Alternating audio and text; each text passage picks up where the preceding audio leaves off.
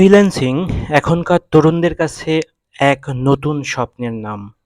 ঘরের কোণে বসে ল্যাপটপে রাত-দিন পরিশ্রম করে বিদেশি ক্লায়েন্ট, ডলার আর ডলার সব শুনতে বেশ রোমাঞ্চকর মনে হয়।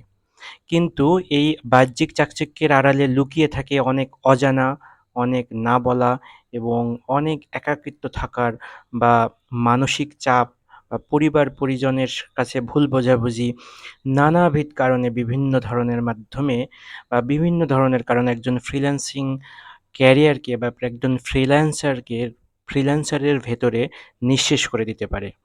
আজকে আমি কিছু বাস্তবসম্মত কিছু ঘটনা তুলে ধরব এবং বাস্তবের কিছু গল্প তুলে ধরব। শুরুতেই বাস্তবে ঘটে যাওয়া বা সম্প্রতি ঘটে যাওয়া একটি ঘটনা বা একটি মর্মান্তিক ঘটনা আলোচনা করব। রাসেল নামের এক ফ্রিল্যান্সার ফেসবুক লাইভে এসে নিজের কষ্টের কথা প্রকাশ করলেন। বলেন, "আমি ব্যবসা করি, ফ্রিল্যান্সিংও করি। মাসে ৳৪০,০০০ আয় করি। তবুও পরিবারের শান্তি পাই না।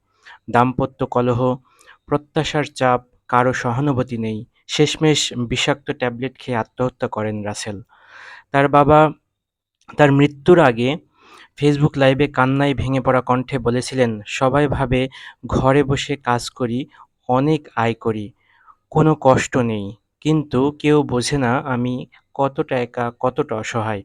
ওপরের যেই এতক্ষণ ১ মিনিট কথা বললাম, এই কথাগুলো বলেছিলেন একজন ফ্রিল্যান্সার। এখনও ফেসবুকে তার আইডিতে লাইভটি পাওয়া যাবে। যারা বাস্তব কথাগুলো শুনতে চান তারা ইচ্ছা করলে লাইভটি দেখে নিতে পারেন। ফ্রিল্যান্সারদের মানসিক স্বাস্থ্য ও পারিবারিক চাপ। এই বিষয়টি নিয়ে খুবই গুরুত্বপূর্ণ একটি বিষয়। এই বিষয়টি নিয়ে একটু আলোচনা করব। অনেক পরিবার ফ্রিল্যান্সিংকে এখনো বাস্তব চাকরি বলে মনে করে না। ঘরে বসে কাজ করা মানেই বুঝি আরাম, কষ্ট নেই, এমনটাই সবার ধারণা।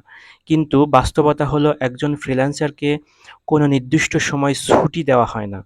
ক্লায়েন্টের ডেডলাইন, অনলাইন বাজারে টিকে থাকা, প্রতিদিনের ইনকামের নিশ্চয়তা, সব এসব মিলিয়ে চাপ কখনো কমে না। এরপর আসে পারিবারিক ও দাম্পত্য কলহ।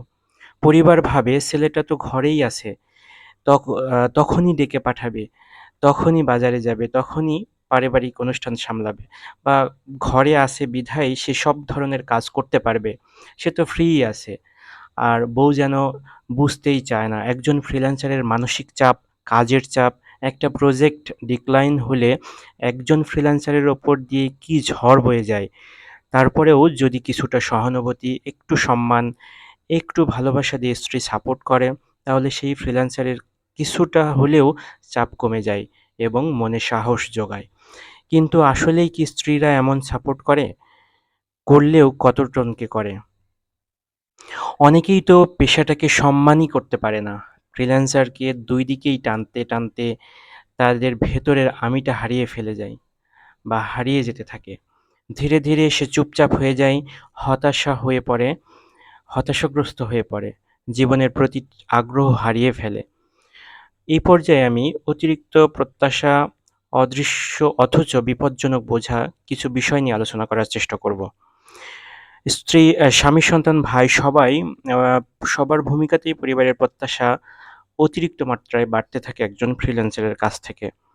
কারো পড়াশোনার খরচ, কারো চিকিৎসার খরচ, কারো বা চিক সংসারের খরচ, সামাজিক দায়িত্ববোধ, এই সকল কিছু পরিবারের একার ওপর বোঝা হয়ে পড়ে। সবার চোখে সে হিরো, কিন্তু তার দুর্বলতা, ভয়, মানসিক ক্লান্তি কেউ বোঝে না। কখনো কোনো সমস্যা নিয়ে কথা বললেও শোনা যায়, "তুমি তো টাকা কামাও, কিসের এত কষ্ট?" এই অবজ্ঞা, বোঝার অভাব, কাঁধে চাপিয়ে দেওয়া অতিরিক্ত প্রত্যাশা একসময় ফ্রিল্যান্সারটাকে পুরোপুরি নিঃশেষ করে ফেলে। এ পর্যায়ে আমি একাকিত্ব আর বিষণ্ণতা নিয়ে আলোচনা করার চেষ্টা করব। বাইরে হাসিখুশি, ভেতরে একা। একজন ফ্রিল্যান্সার মানসিকভাবে শেষ হয়ে যায়, তখন সে চায় কেউ তার কথা শুনুক, কেউ তার পাশে থাকুক।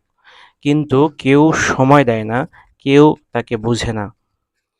তখন সে নিজের কষ্ট শেয়ার করার পথ খুঁজে পায় না। আর এই নিঃসঙ্গতা, হতাশা, বিষণ্ণতা শেষ পর্যন্ত ঠেলে দেয় এমন এক জায়গায় যেখান থেকে আর ফেরা হয় না। ফেসবুক লাইভে কান্না, শেষবারের মতো পরিবারের উদ্দেশ্যে কিছু কথা। তারপরে চিরতরে বিদায়। পৃথিবী যেন বা তার জীবনটা যেন একদম তুচ্ছ মনে হয় তখন।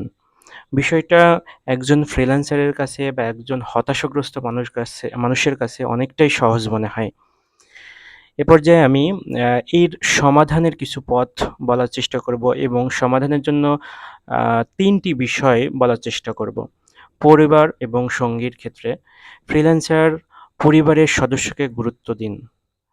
ফ্রিল্যান্সার পরিবারের সদস্যকে গুরুত্ব দিন। যেমন তার সময়, চাপ, কাজের মানসিক ক্লান্তি বোঝার চেষ্টা করুন। কেবল আয় দেখে তার প্রতি মূল্যায়ন নয়, সহানুভূতি ও বোঝাপড়া রাখুন। দাম্পত্য কলহে অহেতুক প্রত্যাশা চাপাবেন না, বরং সমঝোতার ভাষা শেখান। ফ্রিল্যান্সারের জন্য বলব, নিজের মানসিক স্বাস্থ্যকে সবচেয়ে বেশি গুরুত্ব দিন। কোনো সমস্যা মনে হলে পরিবারের কাউকে, বন্ধু বা কাউন্সিলরের সাথে খোলামেলা আলোচনা করুন বিষয়টা নিয়ে। কাজের সময় ও বিশ্রামের মধ্যে সীমানা টানুন। নিজের জন্য সময় বের করুন। আমি পুরুষ তাই বলব না, এই ভুল ধারণা মাথা থেকে ঝেড়ে ফেলুন। কথা বললেই অনেক সময় মন হালকা হয়ে যায়। ফ্রিল্যান্সার কমিউনিটির জন্য বলব, যারা ভালো আছেন, যারা তাদের কষ্ট বোঝেন, তাদের পাশে দাঁড়ান। কেউ মানসিক চাপে ভুগছেন, কেউ ট্রল নয়, বরং বন্ধুত্বের হাত বাড়ান। সাপোর্ট গ্রুপ তৈরি করুন। নিজেরা নিজেদের নিজেরা নিজেদের সাপোর্ট করুন। ফ্রিল্যান্সার মানেই শুধু ডলার নয়, বা ফ্রিল্যান্সার মানেই শুধু টাকা নয়। তারও একটা মন আছে, তারও একটা দেহ আছে, তারও একটা মানসিক সন্তুষ্টির একটা জায়গা আছে। ক্লান্তি আছে, অনুভূতি আছে। পারিবারিক, দাম্পত্য, সামাজিক প্রত্যাশার চাপ যদি সীমা ছাড়িয়ে যায়, তবে শুধু চাকরি হারায় না, হারিয়ে ফেলে জীবনের আনন্দ, মানসিক শান্তি। শেষ পর্যন্ত কখনো কখনো নিজেকেই হারিয়ে ফেলে সে। সবার দায়িত্ব একজন ফ্রিল্যান্সার, একজন পুরুষ, একজন পরিবারের সদস্য হিসেবে তার পাশে দাঁড়ানো। বর্তমান সময়ে ফ্রিল্যান্সারের আ যেই একটি আধিপত্য বা তরুণদের মাঝে যেই একটি প্রত্যাশা, সেই বিষয়টির খোলামেলা আলোচনা আমাদের মধ্যে কখনোই হয় না। আমি পুরো ভিডিওতে যেই বিষয়টি বোঝানোর চেষ্টা করেছি তার একটি যদি সারাংশ বলি, বর্তমান সময়ে বাস্তবিক থেকে একজন ফ্রিল্যান্সার আসলেই কি প্রত্যাশার অতিরিক্ত আয় করতে পারে? এবং বাস্তবে কিছু ঘটনা, একজন ফ্রিল্যান্সারের যেই আয়, ফ্রিল্যান্সার সাধারণত সকল মাসে সমপরিমাণে আয় করে না। বিষয়টা আমরা অনেকেই মনে করি, কোনো একটি হাইয়েস্ট মাসের ইনকাম যদি বলে কেউ, তবে সেই বিষয়টা নিয়েই আমরা মনে করি তার প্রতি মাসে হয়তোবা সেই পরিমাণ অর্থই আয় হয়। এই বিষয়টা সত্যিই আ একজন ফ্রিল্যান্সারের উপর চাপ তৈরি করে। পরিবারের চাপ, পরিবারের সদস্যদের চাপ, বিভিন্ন চাপের কারণে ফ্রিল্যান্সার বর্তমান সময়ে একজন মানসিক হতাশাগ্রস্ত মানুষে পরিণত হয়েছে। এই বিষয়টি থেকে বের হওয়ার কিছু উপায়ও বলার চেষ্টা করেছি এবং বর্তমান সময়ে ফ্রিল্যান্সাররা কী ধরনের সমস্যায় নিপতিত বা কী ধরনের সমস্যা ফেস করে, সবচেয়ে বেশি সমস্যায় পড়ে পরিবার থেকে। এবং এই সমস্যা উত্তরণের জন্য কিছু উপায় বলার চেষ্টা করেছি এবং আমরা সামাজিকভাবে কিছু দায়বদ্ধতা থেকেও কিছু আ উপায়ের বলার চেষ্টা করেছি এখানে।